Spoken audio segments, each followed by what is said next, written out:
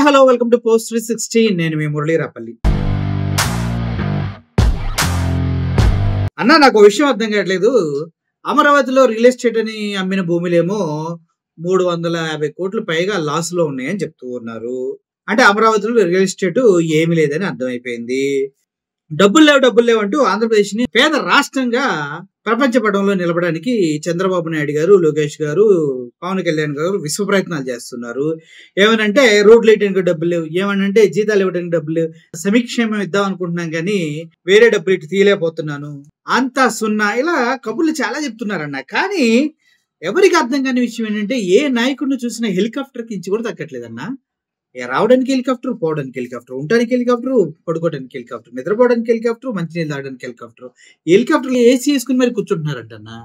ఏంటి helicopter mania ఏంటి అంటే, చంద్రబాబు నాయుడు గారికి ఒక హెలికాప్టర్ ఉంది, ప్రాబ్లమే లేదు.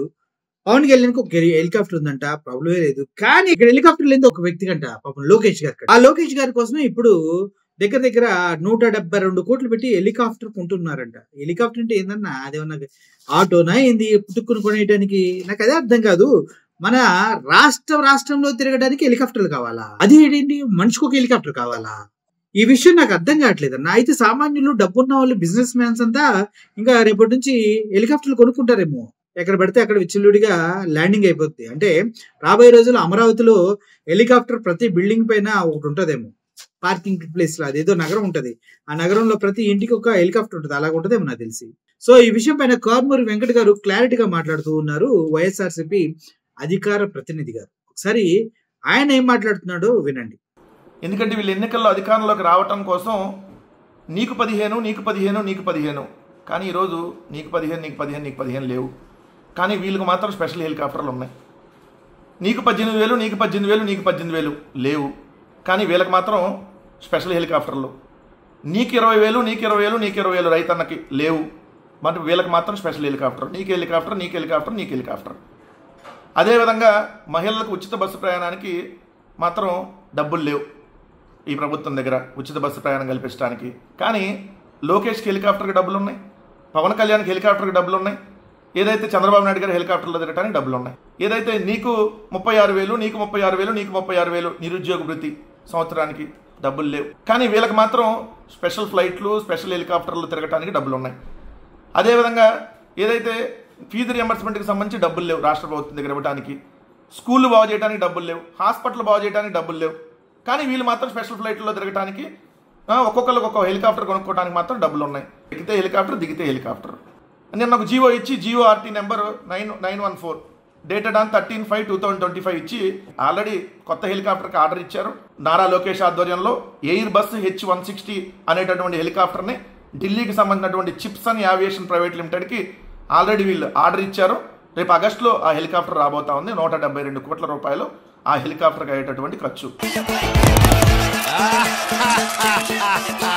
అంటే ఎందుకు, చంద్రబాబు నాయుడు గారు తిరగడానికి హెలికాప్టర్ ఉంది ఆల్రెడీ పవన్ కళ్యాణ్కి ఒక హెలికాప్టరు, అప్పుడప్పుడు రెంట్కి తీసుకొని వస్తున్నారు నారా లోకేష్కి. కాబట్టి ఒక పర్మనెంట్గా ఒక కొనేస్తే ముగ్గురు ఎక్కడికి ఎక్కాలంటే అక్కడ తిరగడానికి హెలికాప్టర్లు కావాలి.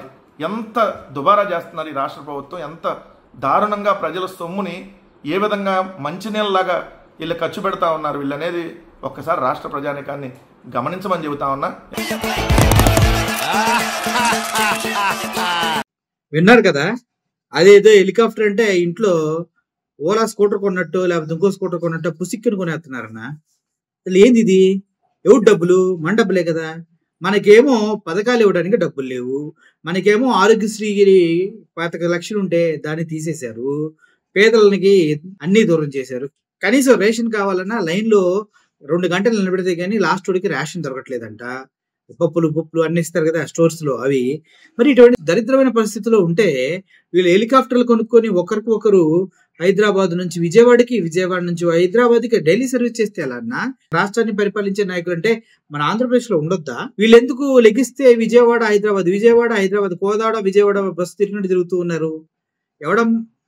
ఎవడబ్బా సొమ్మని బూతులు వస్తున్నాయి, ఏం చేద్దామన్నా. ఎందుకంటే మనకేమో ఎంగిల్ చేతిని కూడా విదిలించట్లేదు. 1,70,000 కోట్లు అప్పు చేసి వాళ్ళేమో హెలికాప్టర్ కొనుక్కుంటున్నారు, భూములు కొనుక్కుంటున్నారు, 5 ఎకరాలు ఇల్లు కట్టుకుంటున్నారు. మామూలుగా లేదు మరి పరిస్థితి. అడగని కాలిది కదా. వాళ్ళకి సంబంధించిన వాళ్ళకేమో 10 రూపాయికే 3,300 కోట్ల విలువైనటువంటి భూములు కట్టబెట్టేస్తున్నారు. పవన్ కళ్యాణ్ వాళ్ళ ఫ్రెండ్కి ఏమో దగ్గర 1200 ఎకరాలు కట్టలు పెట్టారు. ఈయనేమో 2,000 కోట్లు తొట్ల కోసం కడతాని 11,000 కోట్లు తీసుకున్నాడు. రోడ్లు వేయడానికి డబ్బులు లేవు, ప్రజలకి మంచి చేయడానికి డబ్బులు లేవు, రైతులకి అండగా నిలబడటానికి మద్దతు ధర ఇవ్వడానికి డబ్బులు లేవు, కానీ హెలికాప్టర్ కొనడానికి మాత్రం డబ్బులు వచ్చినాయి. ఎక్కడి నుంచి వచ్చినాయి? అత్త సొమ్ము అల్లుడు దానం, ప్రజల సొమ్ము చంద్రబాబు దానం. చంద్రబాబు దానం కాదు, చంద్రబాబు పరం. అదనమాట ప్రస్తుతానికి. ఈ వీడియో పైన దయచేసి స్పందించండి అమ్మా. మీ డబ్బులే పోతున్నాయి, నాదేం పోద్ది? నాది ఏం పోదు. మీ ఎంత పోతాయో నా ఎంత పోతాయి, ₹1 ₹2 స్పందించండి. Thank you for watching this video. Murali signing off. Thank you so much.